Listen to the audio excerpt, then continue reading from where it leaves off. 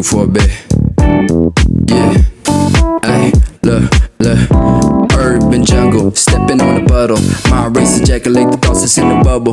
Working for the better tomorrow, working for the payday. Remembering the things that's in the past, that's in the heyday. Wait, back, win, time right. Sneakers so white. Coming through the city, coming out just for the night. Theo's got them out of the knob. And I'm whipping out my paper on my favorite star. Magnester, feeling like a jester. Swerving so heavy, I could huggle up on tester. Pouring out a bottle, this is show respect for ones that I love. It's about a little time I show Manila some love. Manila, yeah, yeah, ay, Manila, yeah, ay, yeah, Manila,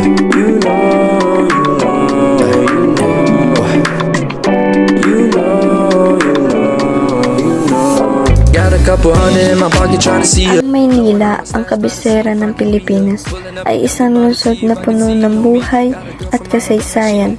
Sa aking pagbisita noong nakaraang Desyembre, hindi ko lamang nakita ang kagandahan ng lungsod, kundi pati na rin ang mga dahilan kung bakit ako nanatili rito. Ang pagbisita namin sa Maynila ay naging posible dahil sa Christmas break namin. Ang aking mga magulang na parehong tatrabaho sa isang malaking mall ay napagdesisyonan kami na ang pumunta sa Maynila para sa aming bakasyon. Para sa ganitong paraan, mas mapapalapit kami sa isa't isa bilang pamilya at kasisiyahan sa mga handog ng lungsod. Noong taong 2023, nagkaroon ng araw ng paghinga ang aking mga magulang, kaya napagdesisyonan namin maggala sa Manila. Klima at panahon. May dalawang pangunahing panahon sa Maynila, ang tag-ulan at ang tag-araw. Nagsisimula ang tag-ulan sa buwan ng Hunyo at nagtatapos sa Nobyembre. Sa panahong ito, madalas umulan ng malakas at patuloy. Ang hangin ay mahalumigmig at mainit.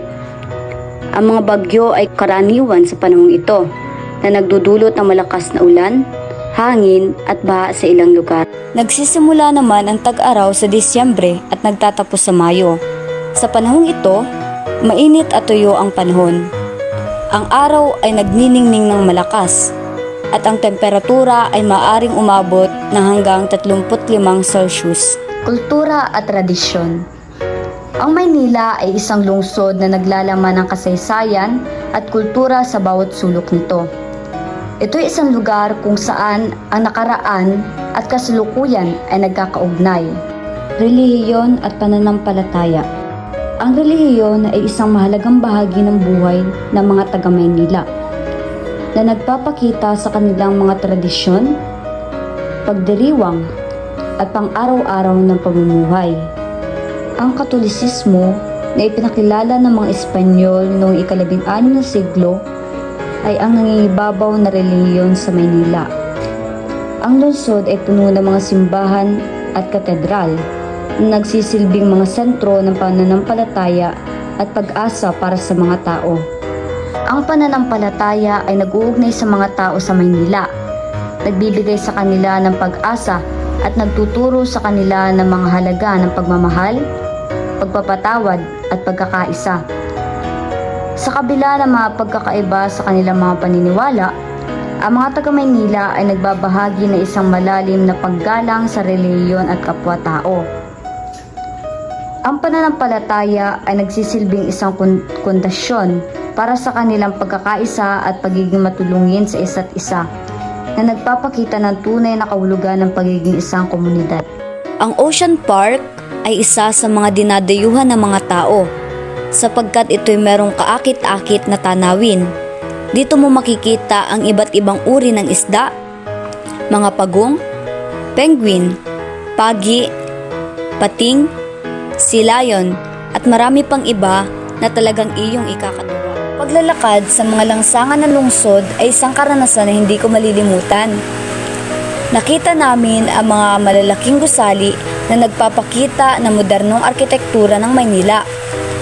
Ang mga nakakapukaw na ilaw at ang malalaking Christmas tree na nakita namin ay nagpapaalala sa akin na papalapit na ang Pasko at ang espiritu ng Kapaskuhan ay nararamdaman sa bawat sulok ng lungsod. Ang pagbisita sa Maynila ay hindi lamang tungkol sa mga gusali at mga ilaw. Ito ay tungkol sa pagtuklas ng kasaysayan ng bansa, sa pagtikim ng masasarap na pagkain, at sa pakikipag-ugnayan sa mga tao.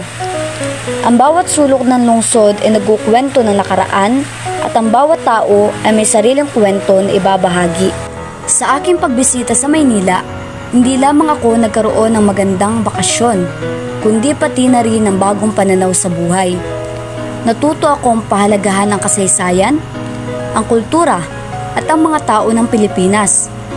Ang Maynila ay isang lungsod na puno ng buhay at ang bawat pagbisita ay isang bagong karanasan. Kaya't ano pa ang hinihintay nyo? Tara na sa Maynila! Damahin ang pulso ng buhay, tuklasin ang kasaysayan at masiyahan sa kagandahan ng lungsod. Maynila, ang kabisera ng Pilipinas ay naghihintay para sa iyo. But if it's raining in Manila, hindi kita maririnig.